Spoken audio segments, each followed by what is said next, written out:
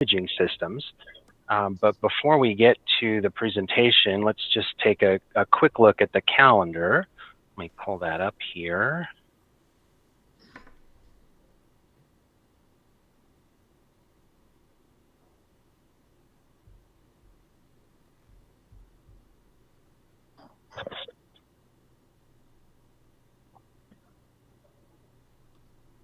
All right. Can you see my screen? Yes. Okay. All right. So let's see. Next week we've got Rodney Pommier with us, and he's going to talk about his new dome observatory and a plane wave system that he's installed. Then the week after that, we've got Ronald Hedden. He'll be here to talk about processing with free software like GIMP and Cyril, things like that.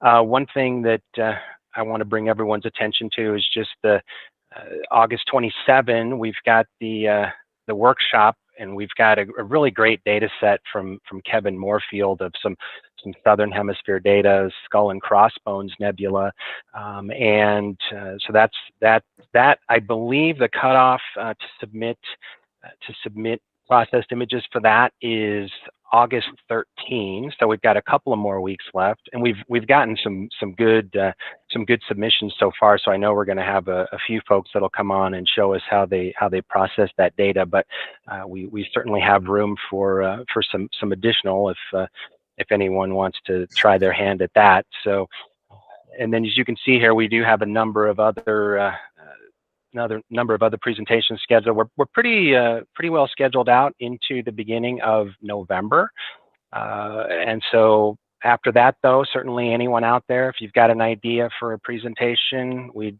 certainly love to have you. And let me stop sharing here.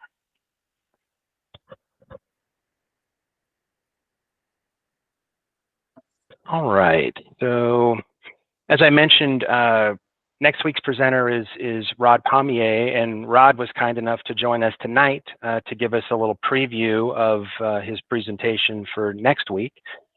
So Rod, if you wouldn't mind, if you could just tell us a little bit about what you'll be talking about next week.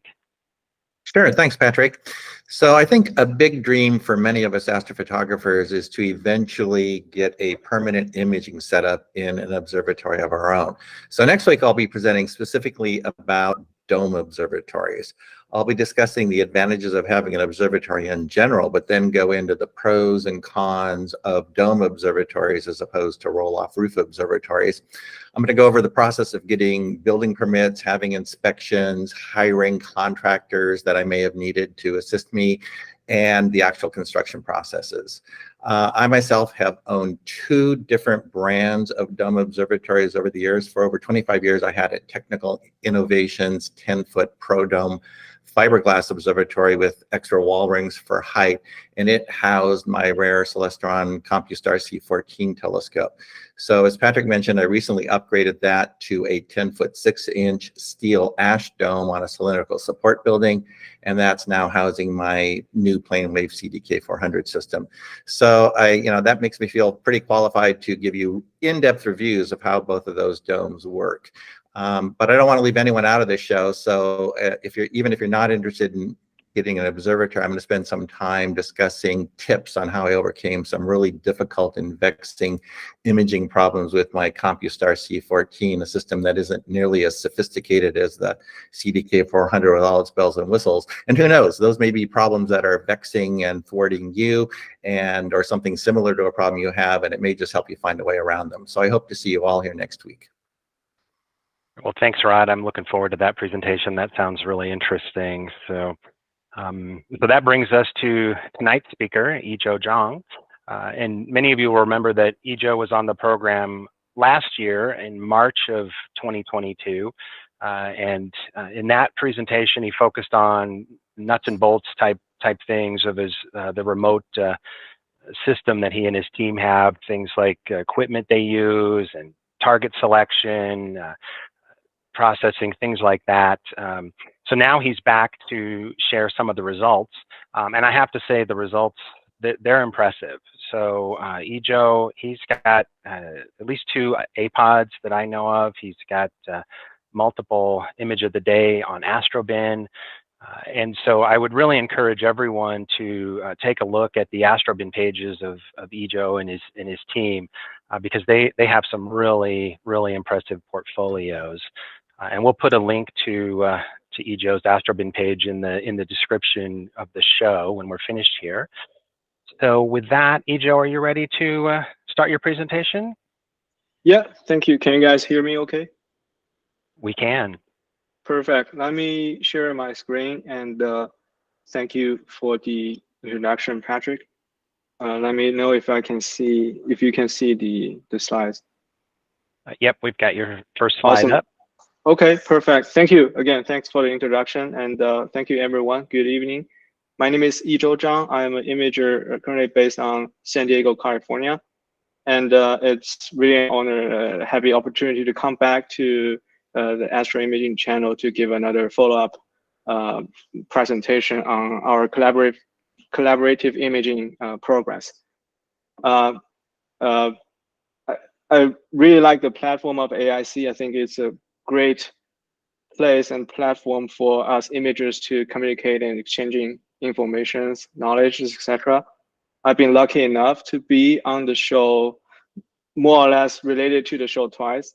On March last year, I come over and talk about our team collaboration with a remote observatory where we set up things at Dark Sky, New Mexico.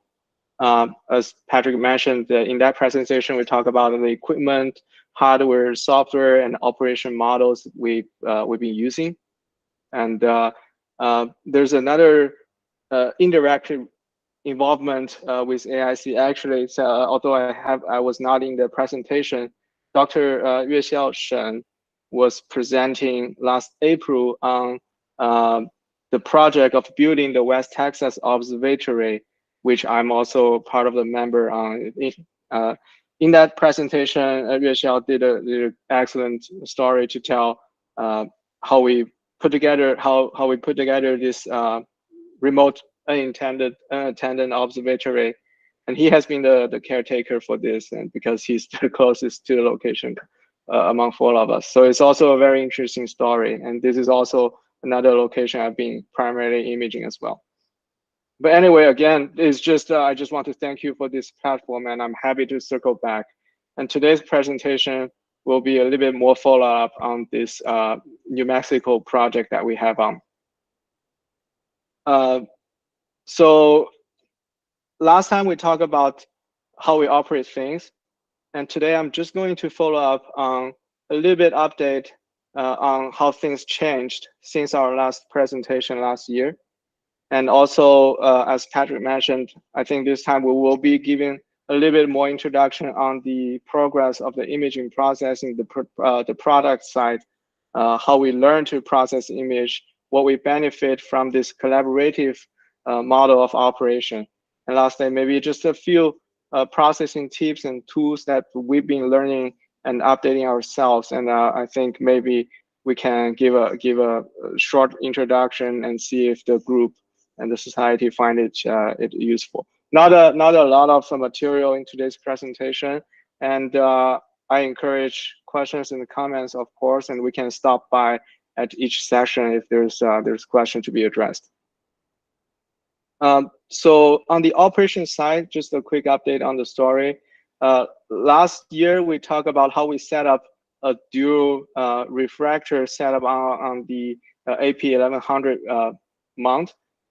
It has been very productive, I want to say, and it's also a very fun journey that we show how do we synchronize and operating the 2 scope together via the software called Voyager, which is still our main primary control software.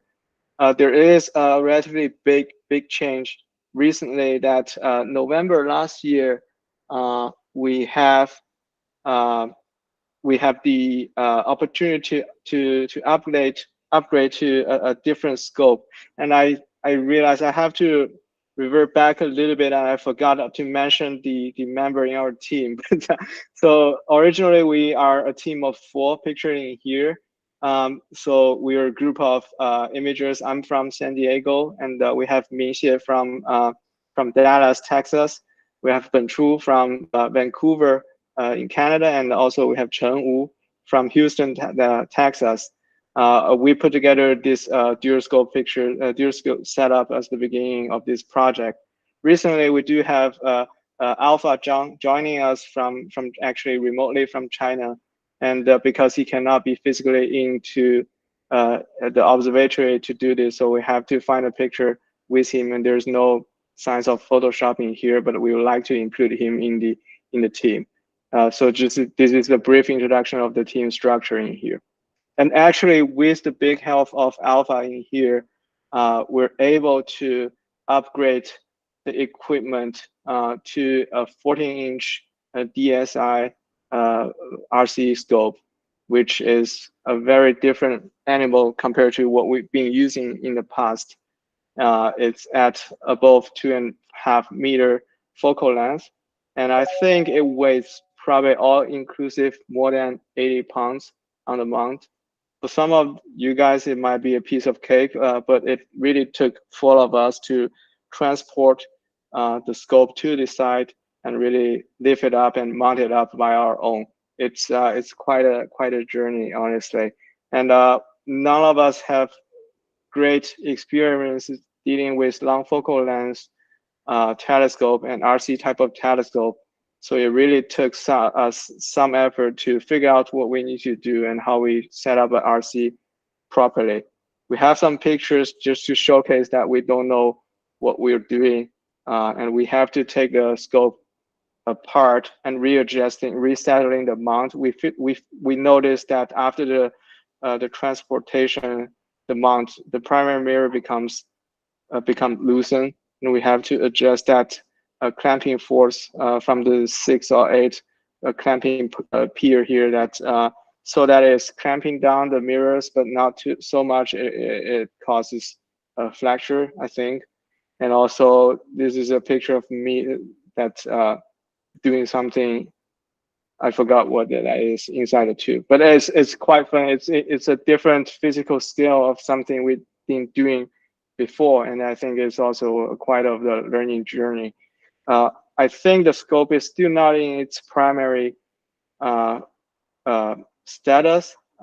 We still see triangle stars. I think it's still hard to figure out the exact distance between primary and secondary, and I think Alpha mentioned that's our main problem right now. So we're still in the learning phase, and it's not in its best condition right now, but we're start to play with this scope and start to produce images with it. Anyway, this is a big change on our team operation right now compared to what we have in the last year, 2 years or so. And I also want to update the audience that on the software side, we start to make a little bit of change on the software control. And I think this is a very, very interesting. We briefly talked about this last year, I think, but we start to get more use of it. We just moved to Voyager Advanced. And I think it is a very useful tool, especially for us collaborating as a team, but also it will be benefiting individual players, individual imagers in organizing the work. The main thing, I think we touched upon this shortly in our previous presentation, and also I think there is a dedicated discussion around Voyager Advanced, all this automated target prioritization selecting mechanism, but it allows us to all users to input target information of what we want to image at what rotator angle and what kind of a priority and how many frames from each channel we want to take. All the users can upload into a centralized database, and this software will do its own thing.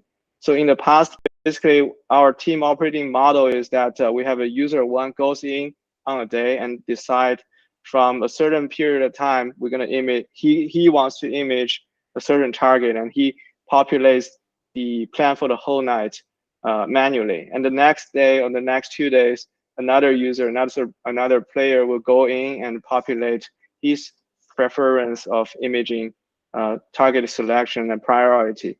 Everything here is a little bit manual, so you have to manually plan out the night, and you have to manually update the control logic, a sequencer, if you will. And right now, we change into the mode that all the users upload the image you want to take, whatever it will be, and assign a priority to it.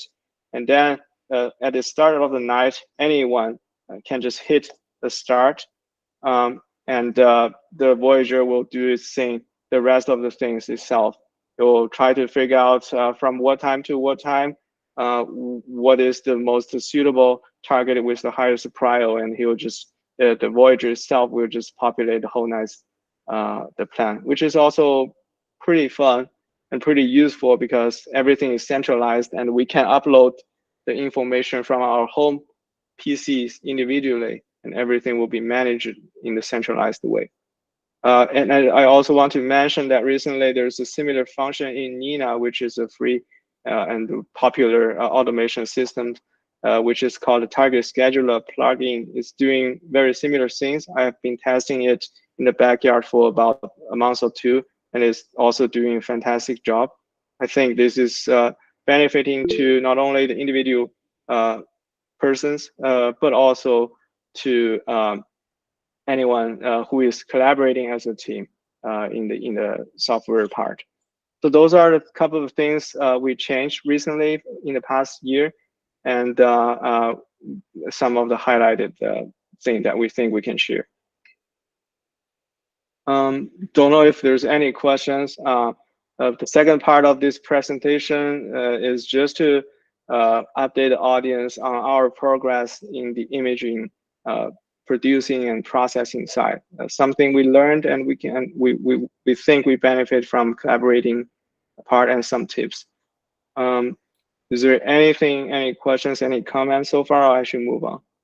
No questions yet. Although George said, Voyager rocks. I think we agree. We agree. Yes. Yeah.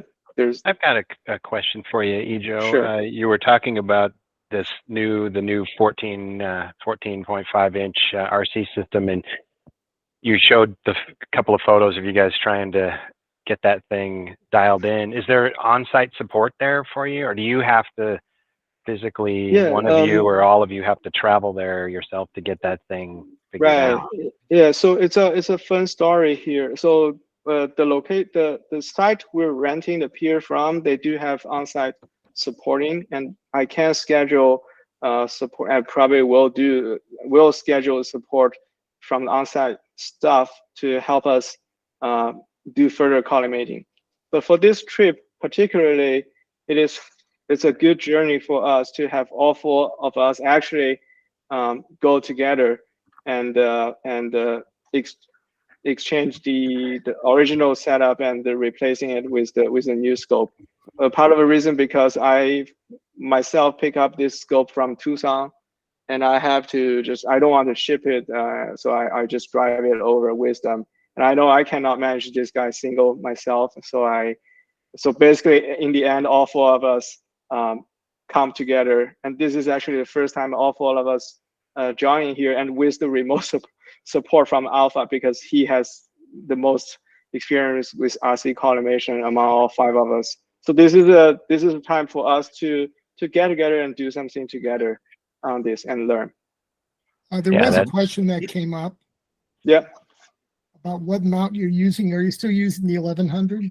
Yeah, it's still 1100 on it, so it's rated to handle 110 pound, and we're maybe close. I think overall we're at 80 pounds or maybe 85 pounds. So the mount is still the same.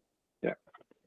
Ijo, I'm not familiar with Voyager, and one of the things that pricked my interest was that you said that somebody loads in whatever it's going to target is for the night, and Voyager does its sorting out as to when it would happen, and then anybody else can come along and hit start. It doesn't Voyager allow you to schedule the start, and it just does it automatically? Actually, you can. We haven't tried that. You can make a loop operation so that at the end of the night, the beginning of the day, you can ask the script to circle back to the top. So it waits for the next night and then start it from altogether. If you're looking for a complete hands-free, fully automated cycle operation, you probably can do that. We haven't do that yet. So it's just waiting for implementation. Yes, but I think the capability is there. Yeah. Yeah, I can tell you that it is. That's how I run my scope. So Awesome. you can definitely do that. Great. Yeah. You still want some engagement, right? So you just don't want to be, we just don't want to be just collecting data and do something. Maybe we will one day, but yeah, that's good. That's definitely possible there. Image site.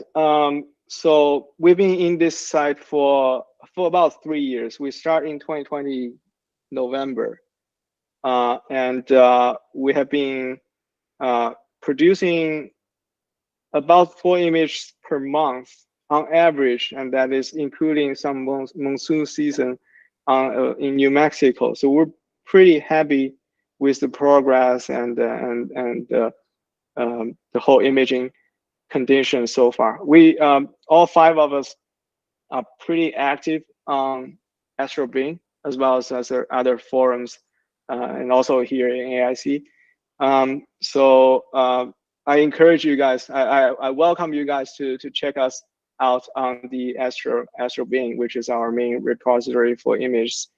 We have a name that is hard to remember or type in, so I wouldn't force you to remember this. But if you find any of us on Astro-Imaging, you click into it. Usually in the description side, we leave a small hashtag that links to this search page on this. So I think for us, since moving into the remote imaging domain, it really speeds up in terms of the productivity as well as on the learning cycle. I think we've improved and update ourselves on the processing side quite rapidly, and I think we're doing pretty good, and we definitely benefit from remote imaging as well as forming as a team. And in the next few slides, I'll explain a little bit why we think collaboratively working on this is a pretty good idea. So I have this slide, which I actually put it in last year's presentation. Last year, we talked about the first 3 bullets because we're still in this setting up. We're not so much, but we still want to introduce these benefits we see during setup, that it costs you less per person, and you can operating, and you can cover each other on operation if you're on vacation or blah blah whatever. And also we put all the resources together, so we do have a capability, the possibility to rotate on the equipment and try different things and just to see how it shines in the dark sky. And today I'm going to really just touch upon the last 2 bullets here, is that how it helps me to improve or update myself on the imaging producing and processing side. That's the main thing I want to add on this team collaboration mode, and I highly encourage people to do this. So I think the first one is the peer review. There's no rocket science, and I think that probably what we do doesn't differ too much from you guys do in terms of imaging. Maybe apart that we have a pretty stable, tightly formed collaborative team. So because of this team, we do have a lot of peer review per imaging, and I'm just putting together an example picture in here. Is not to say this is the best or is improving in every iteration, but I want to show that on this particular one, before I upload the public version in Astro-Imaging, I have go through, I think, 15 versions of this, and I think I have 12 versions in here starting from the beginning. And as I said, it's maybe not too different. Some of you guys probably also have multiple iterations before this, but I do want to show that I did this 12 versions within 2 days, and this is after rounds of peer review within the 5 of us. And also what's interesting to me is that if you start from the beginning and then you, in the maybe fifth or sixth iteration, I think there's a completely change in the taste of the processing. And then it changed again when I get to maybe ninth or 10th of the revision. So typically if I'm just on myself, if I just processing things, I might tweak things here and there and improve a little bit of things, a star color, a little bit of a dusty area. But it's probably rare to occur to me that I will take a completely different shape or different direction and reshape the image quite a lot. But in this collaborative peer review mode, I know Ming-Xie, who's a great imager and processor, he always have great suggestions and criticism that it will open a door and open a direction, a pathway, so that I can, if I see it reasonable, I'll make a swift change in the processing side.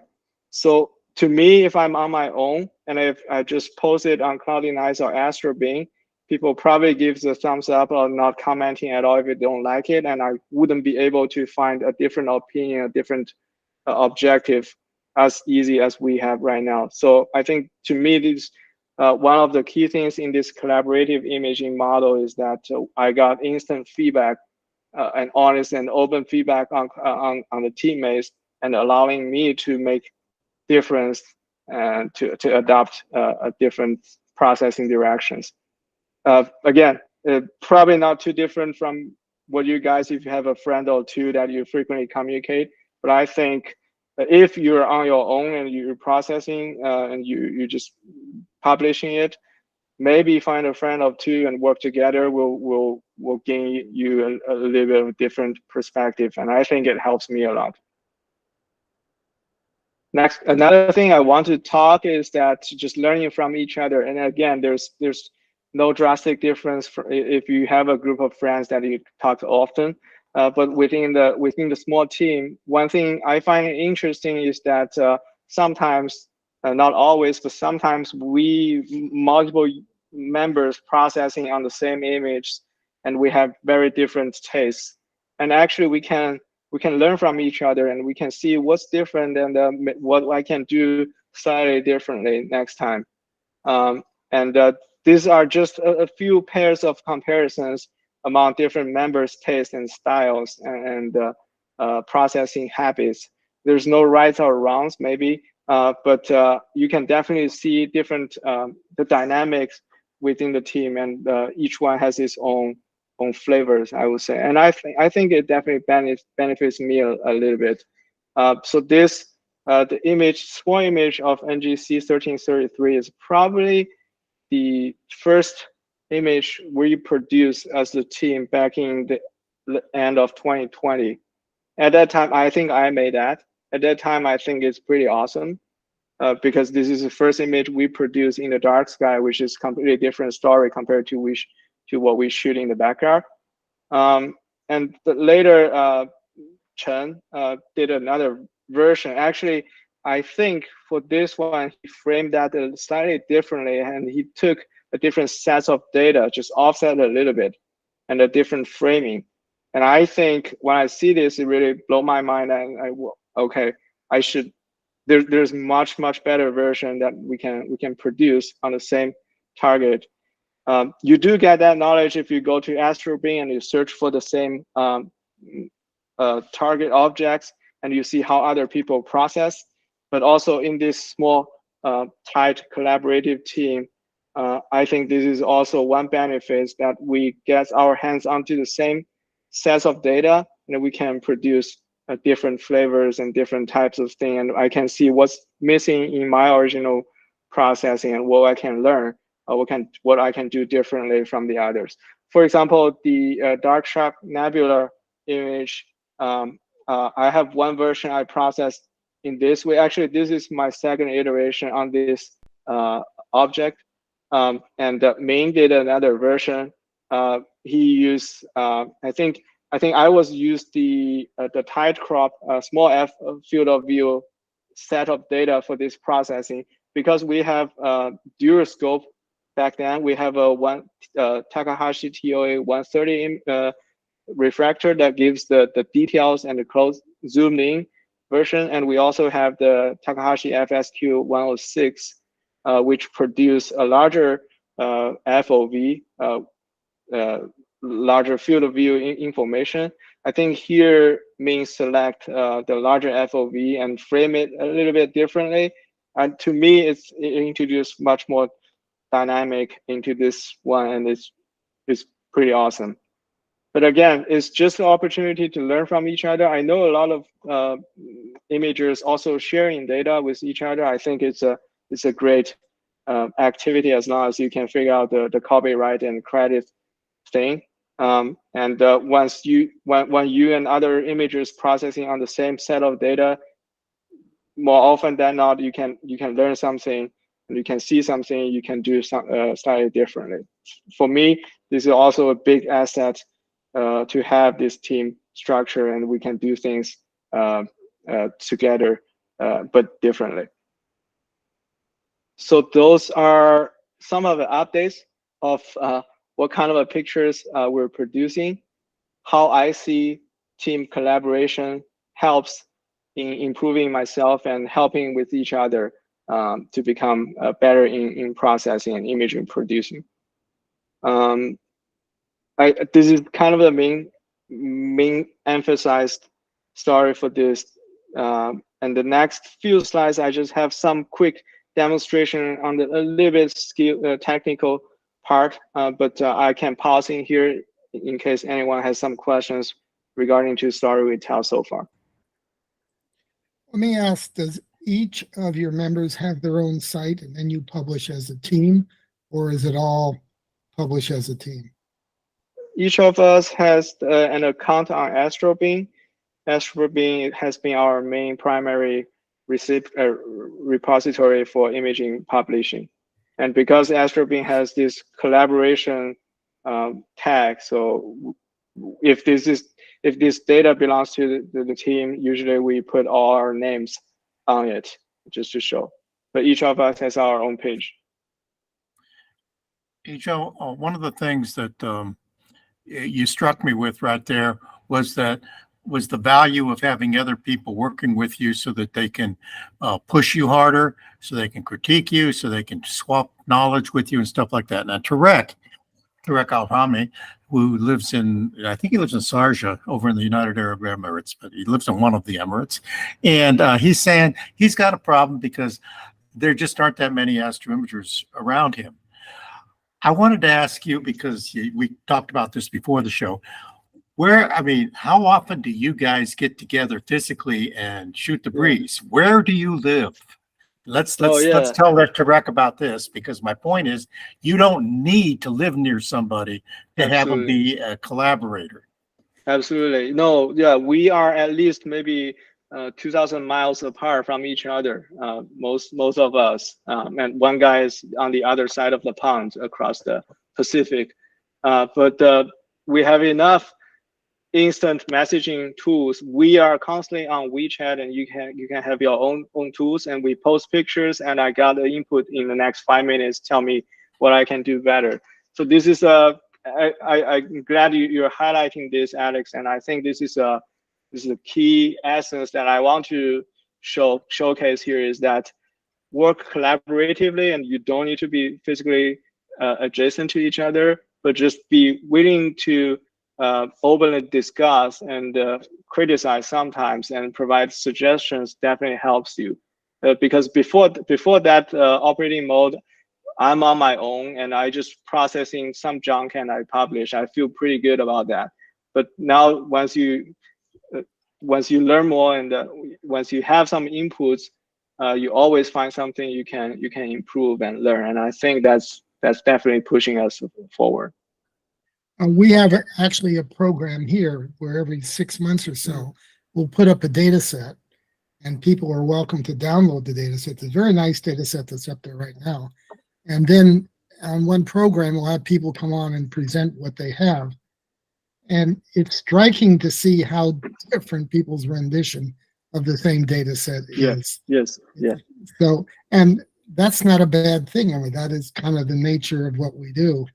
Absolutely. Every imager's interpretation is different and basically legitimate. Absolutely. Yes. Yes. Yep. Are you going to talk about your setup down in Chile? I don't have a setup down in Chile. Alpha John, who does have a pretty impressive portfolio of equipment all over the place. I don't know if he's in the show. Maybe one day we can invite him to talk about his opinion on different sets of equipment at different corners of the world and how it works together. But I don't have information on that. Is I he wish the individual from PRC? Yes. Yes. Yeah. Yeah. Yeah. I think those are all the questions, unless there's anybody else. Cool. Okay. And after this, I have two quick examples of processing small tips that I want to introduce. I'll go to them and we can circle back for questions. And this is a little bit getting to the nuts and bolts and the processing, and it's some skills and tools we learned, all we exchanged within the group, and we think is working pretty good. And I want to introduce to the audience and see if anyone finds it interesting. The first one is what I think I categorize myself a little bit more fond into enhancing and extracting the really dusty, misty part of the universe. I particularly like LDN, LBN, VDB, dark nebular targets, and this is a small processing I use myself to enhance the dusty clouds, and it's basically using the screen blending. Let me switch to fixing side and just quickly show what I do. And there's no rocket science here, and there's some simple things. I'll be using this small example in here. This is you guys see my pixing side okay to some level? Yes. Okay. Yes, perfect. we do. Yeah, this is the stretched luminescence layer, SH273. You see some clouds in here, decent. I want to push it a little bit more. Typically, you can, there are different tools today, right? You can stretch it in different way. You can use GHS to enhance the contrast on a specific location. What I typically do, also impressed by some other tools, is that I'll see if I can demonstrate in live. And if my PC is slow, please bear with me. I think it will only take 5 minutes or so.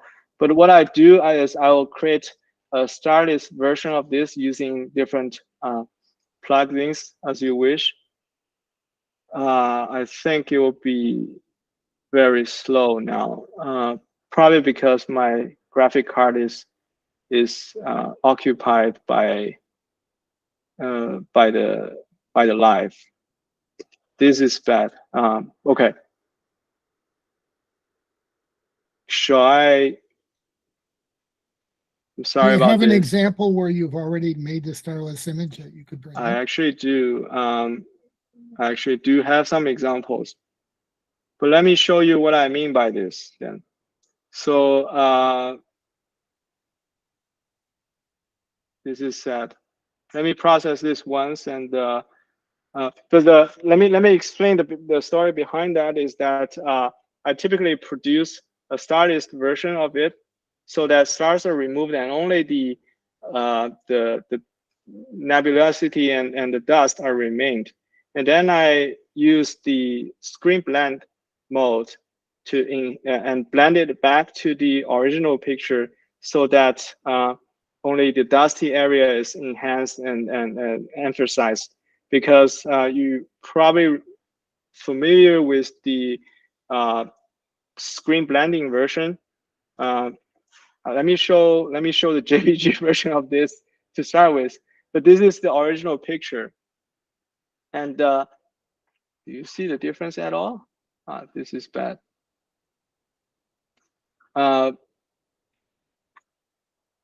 basically the screen blending act as a filter that you only enhanced the portion that's in the screen blending filter, and I'm using the starless version as the filter so that whenever there is some level of nebulosity after the blending, it will be enhanced. Whenever there's none, meaning the star version or the background version, it pretty much remains the same as before. I would really want to see if I can showcase this, but I think maybe the demonstration is too slow in here.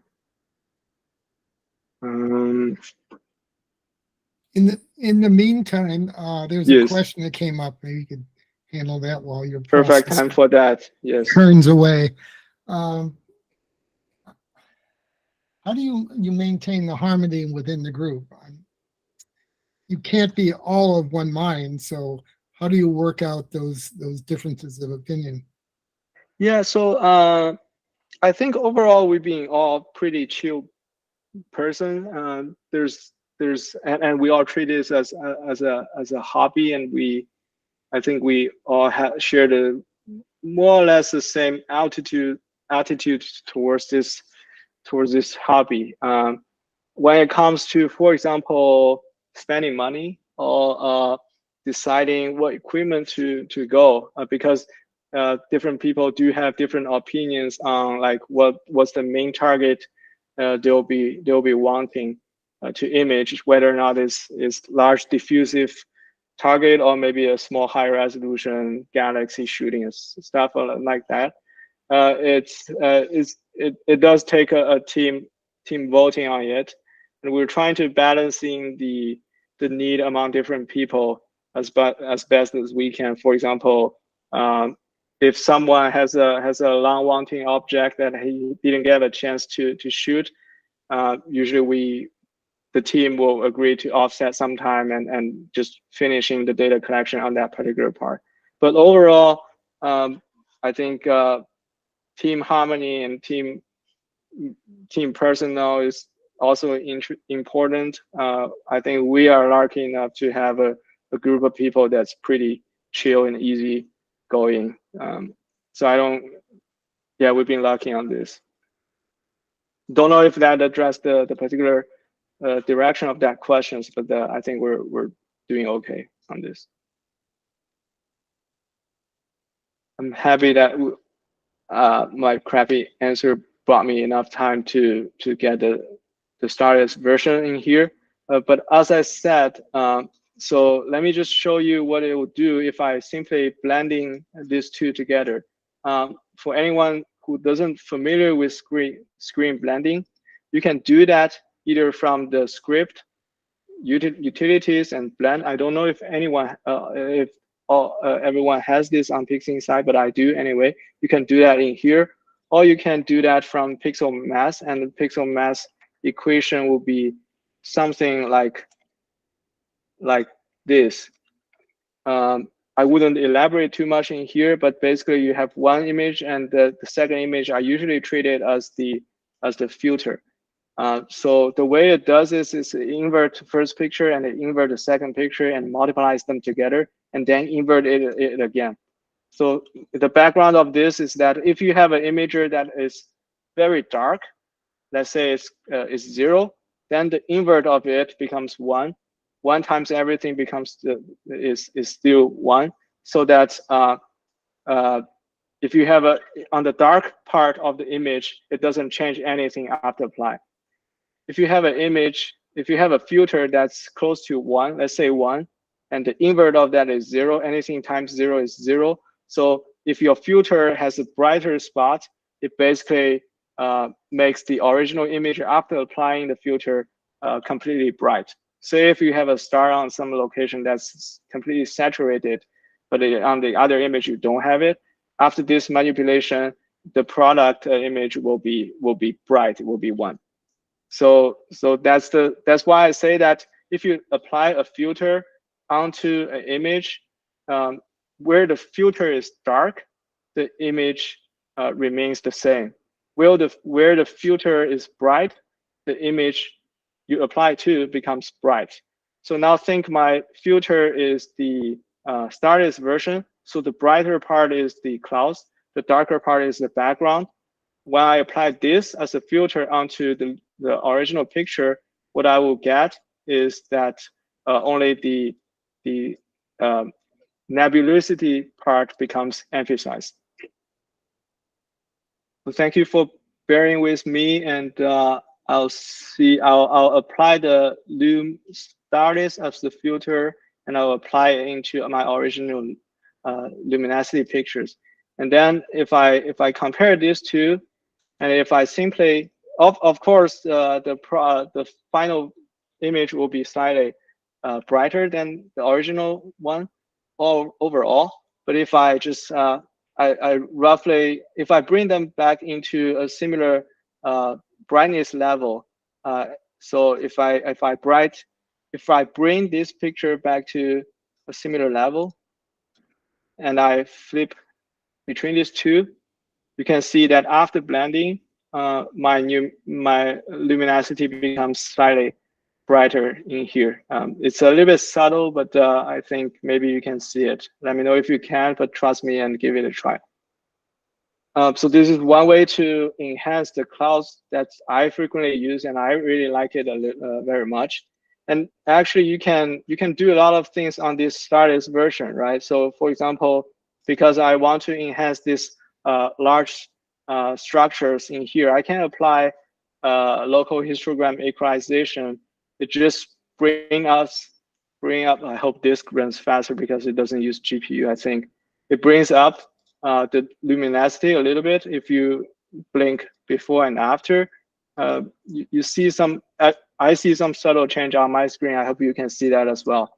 And also, if I can use the curve feature just to enhance that a little bit, I'm further enhancing the nebulosity part. Of course, the small galaxy, and here I'm also augmenting those as well. You can do protection. For the demonstration perspective, I wouldn't do it here, but you can add a small range mask and just to mask them out when you do this manipulation. And after that, now if I do this blanking screen blending again, still using the same thing, but now the Stardust version has been further processed. And if I again bring this back to the same level, so here I'm doing it quick and dirty. I didn't pay attention to noise and everything else. But even if I just do this as is, and I'm blinking between the original image versus the thing I just did, you can see that I still see enhancement on the dusty nebular part. And actually, if you look at the stars, there is a little bit of de-emphasis on the star part. I think Adam Block has a dedicated part on de-emphasizing stars, and this is a similar method in that. But anyway, I just want to present and share this, something I typically do, and this is also a product from group discussion, and it becomes my favorite and frequent manipulation small skills here. Is there any question about this? So the question always is, how much should you bring up that nebulosity? And there is no right or wrong answer to that. It's what fits your eye, and I assume that's the same thing. You have to look at it and go, that's what I think it should be, or that's too bright, or that's not bright enough. It's definitely there's no right wrong answer. I agree. So typically I try, especially when I usually do this RGB side, and I do this on luminosity side, and then I do the LRGB combination. So before combination, I try not to push this too far away, because if your contrast is too strong here, after LRGB blending, it becomes washed away and fade out a little bit.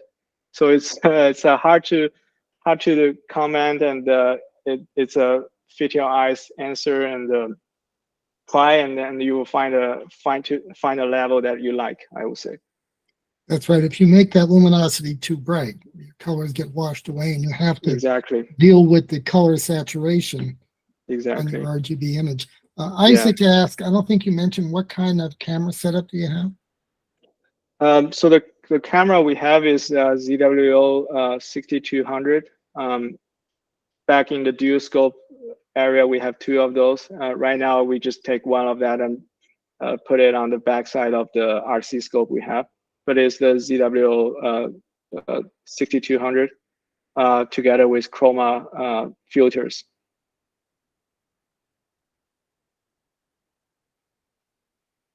So Just to clarify, yeah, how many different scopes does the team use? yeah. I should circle back to the equipment part. Right. 'Cause some of the questions are coming in as if No, you're that's gathering totally fine. data in various places and then putting it together. But in fact, it's all the same set of data that you're processing together, right? For this group, yes, only mainly in these 2 different setup over time that we've been using.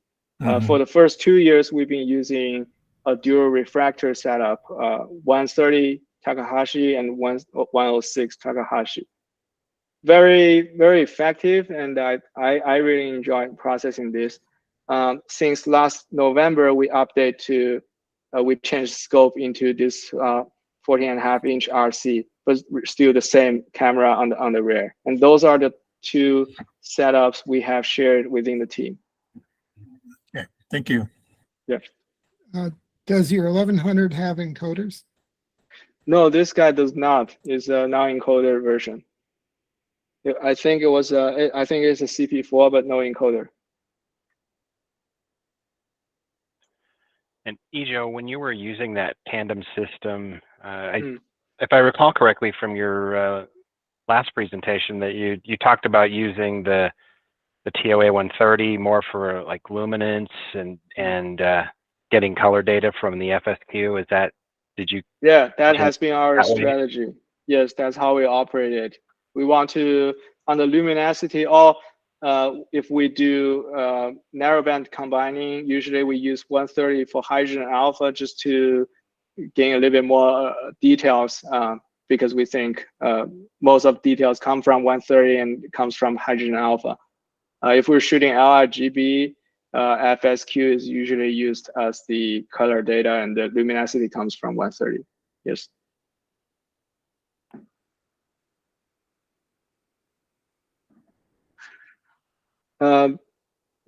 So that's one thing I just think worth mentioning. It has been frequently used within the team, mostly by me, and I think it's a good product from multiple rounds of discussion, and I think it helps me at least to enhance what I want to enhance when doing this. I have another example of processing. It's Ming's idea. I don't have him in this call today, so he can definitely elaborate a lot more than what I can do. But the story behind that is frequently we create starless version. We create a separate star layer. We combine them and to de-emphasize the stars and emphasize the background nebulosity. One way we start to do here is when creating this star map, a star profile, instead of just grabbing the stars from the star removal tool, we start to find a different way to create a star profile. And it's a subtle difference, but I want to show what we do, and in case if you guys think it's useful. I think for this one, I produced some data before this live streaming, so maybe it's doing better. But anyway, start from this LRGB. What we do is we create a star list, and we also have a star version just coming from the star exterminator tool. Very, very, very simple and direct. But when we do this, sometimes we want a little bit less stars, right, or smaller stars, so that we don't need to, so that we we emphasize the nebular part.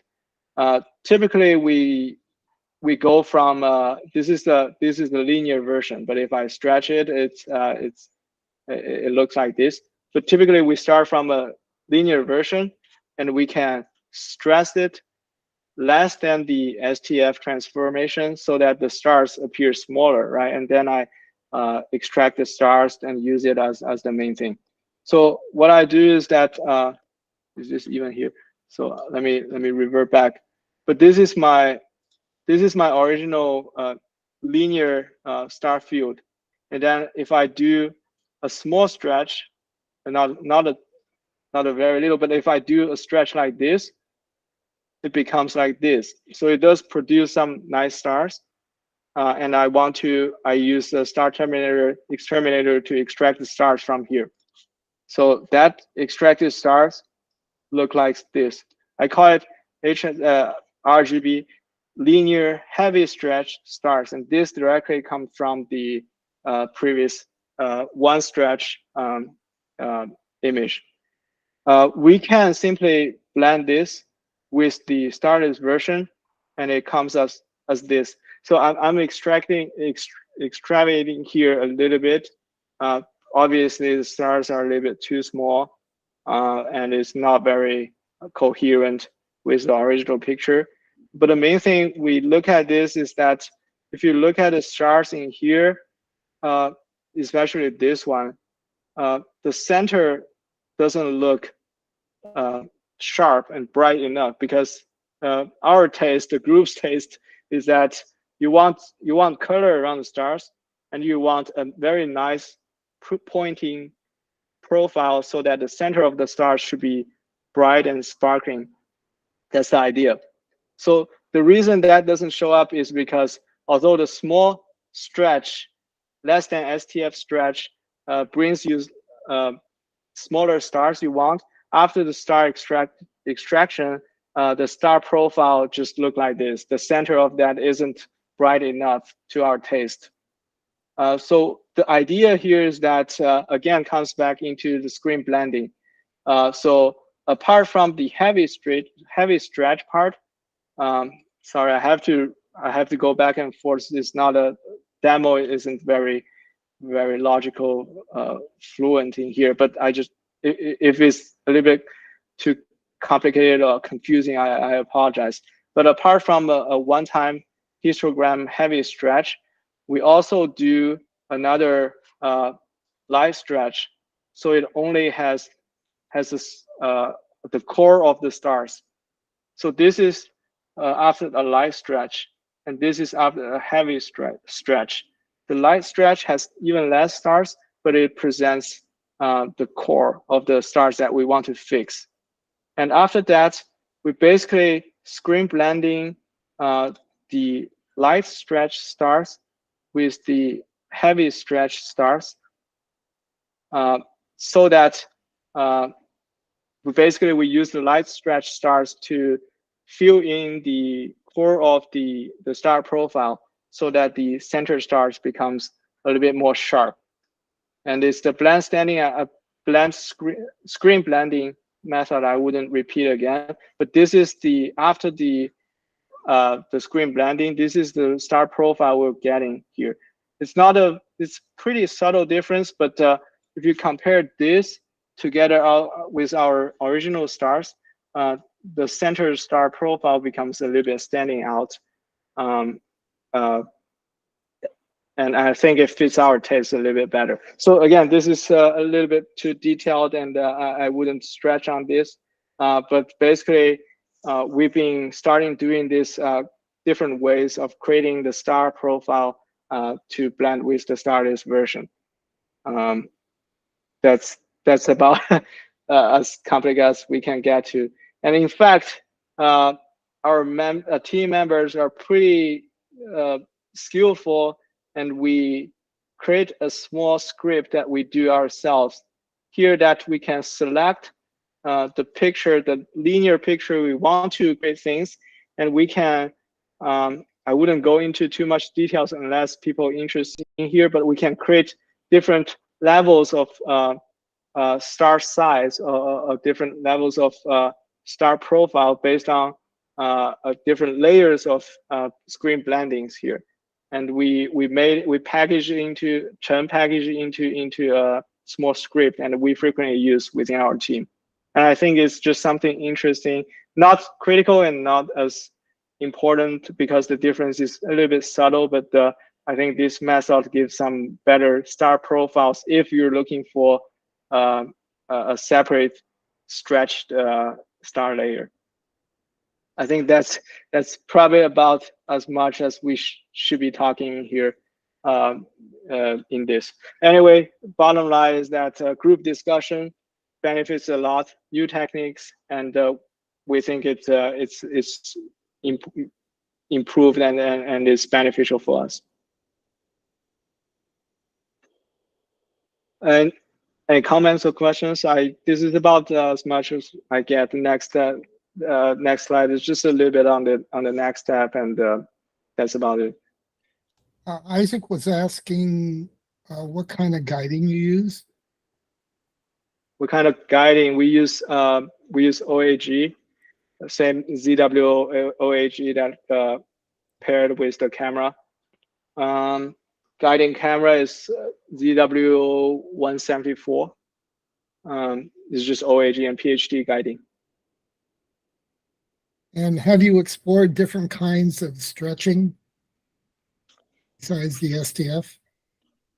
Yeah, I rarely use STF. I don't use STF for stretching. Stretching itself is a completely complicated topic. Adam Block has his very nice stretch academy, and I think he also talked on this platform previously.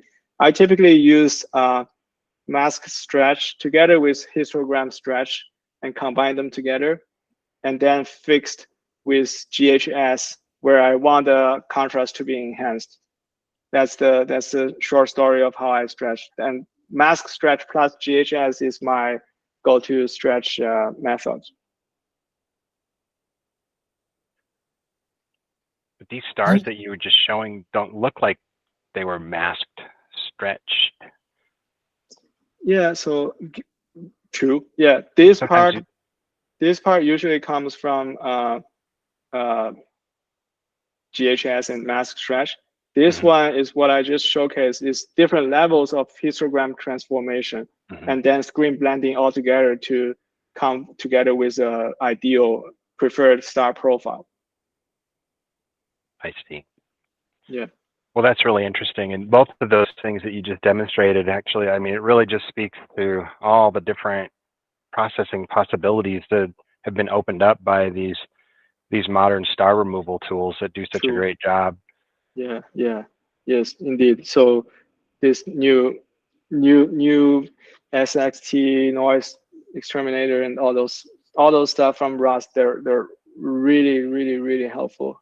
And yeah, it opens as you said, opens the possibility of all kinds of manipulation, I think.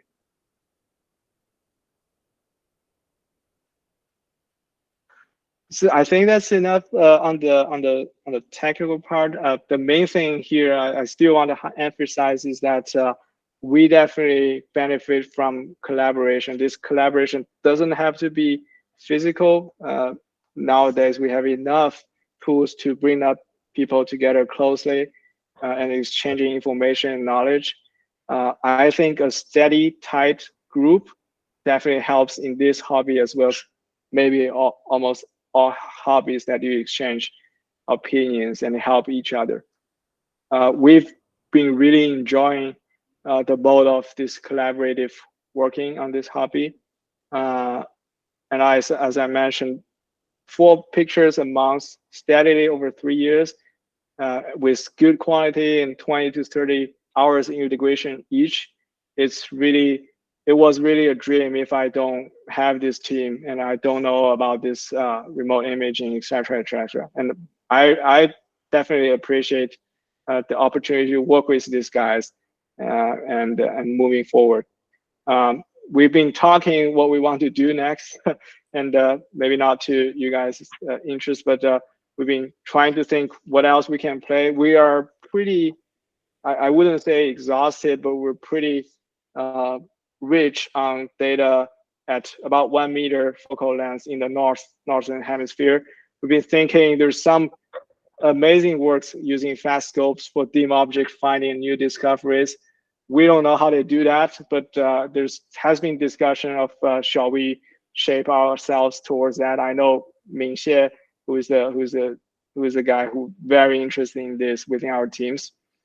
And also because of this long focal length, it's different animal, and there's a lot of new challenges towards us. I don't think we're dialed in on this, but it will be very interesting if we can get a scope into a better shape and start to dive a little bit deeper into the long focal length, small target processing. Because honestly, for me at least, my experience and maybe my strength is more on this large diffusive objects and how to pull those large structural information out. Now I'm not capable in dealing with those small galaxies, and how do we make it better? So this is something I want to learn. And lastly, it's a long term. It's always my intent to start working on something in the southern hemisphere. Our dual scope becomes retired because of the large scope, but it's a shame not to put them back into use. And I've been thinking, but it's a little bit cost prohibitive to find a location in the southern hemisphere for us to do this. If anyone knows a very, very reasonable price hosting in the southern hemisphere, and that please let us know. And it helps us as a team to find a location to do this in the other tip of the Earth. I think what we learned with a presentation a week or two ago, that there's nothing inexpensive about imaging in the southern hemisphere. I don't know if you saw that show. I had a question about the collaboration and the data. When you publish, do you publish as this is our picture of target XYZ, or are there 5 of you? Do you each say, okay, I love that data, this is my interpretation, and you can put it up on your websites as different versions of the same thing? Do you have an agreement that all data will be published as one that we all agree on is our best, or what? So far, we've been publishing as a group mostly. There's leading authors of people processing, so they publish in his page. Usually we quote all the team members all together. And it's the same if we want to submit for APOD or if we want to submit to APY competition, for example. There's leading contributing member, but we usually quote and credit the whole team. So far, there's no dispute among of us. Again, we're a pretty chill group of people, so it has been working fairly okay. So everything's published as one for all and all for one kind of thing. Pretty much, yeah. And, I can tell you that we've all kind of looked at the work that Dressler's team has done, those discoveries, and wondered whether, we could get together a team and do the same thing. I'm not sure. Yeah, that's a pretty extraordinary group. Also, and it's another very good example of team collaboration, right? I think they have a few people. They're contributing data all together, and I think for their kind of work, this collaboration is also very, very beneficial and important. This is another example of how successful teamwork can be in this hobby. Well, and you all have really gotten a lot of mileage out of that, the system that you initially were using, and just a couple of years, if looking at those AstroBin pages, I mean, there's a fair amount of data and a number of images and good images too. So you're clearly getting, it's not like you're just grabbing a couple hours on, multiple targets. And I mean, it looks like you're getting some quality, some quality integration time as well. So you all have really maximized that. So, and now you'll have a chance to, I guess, learn, because it will be significantly different with that much longer focal length. So exactly. Yes. But that'll be fun, and having all those minds working together. It sounds like you guys really, as you said, work together really well and have come up with a number of clever ideas that maybe, each one of you wouldn't have necessarily thought of on your own. So. Right. Yeah. I can tell you that when you have the wide field, short focal length telescopes, you want the long focal length telescope to really zoom in. And then when you get your long focal length telescope, boy, that would sure be nice to get that wide field. This is a hobby we're in. Yeah. There is no perfect telescope. No, we just need them all. Yes. Yes. Well, Joe, you can stop sharing your screen now. Yeah. Let me stop sharing. And thank you. Any questions or any comments, welcome. I leave my contact info here. Feel free to shoot me an email. But okay, thank you. I'll stop presenting. All right. Yeah, it looks like we got all the questions. Did you see any more, Eric? I think we do. By the way, at the end of the program, when we turn off the broadcast, you're welcome to stay and chat. We can have some interesting discussions then. Yep. All right. Well, Ejo, thank you so much for your presentation tonight. This was really informative and enjoyable, and it was neat to see, the follow-up to what you had done last year. So to see what you guys have been putting together and how you're coming along. So this was very very fun to follow up in that way. So with that, I think we're ready to sign off. Who's running the show? Tim? Tim is, yeah. So Yes. Tim, are you still with us? I am here. I think Tim's still here. And I guess just anybody interested in submitting that data, that workshop data, get it in. Got a couple of weeks left. Okay. Good night, everyone. We'll All right. see you next week. Good night, everybody. Night.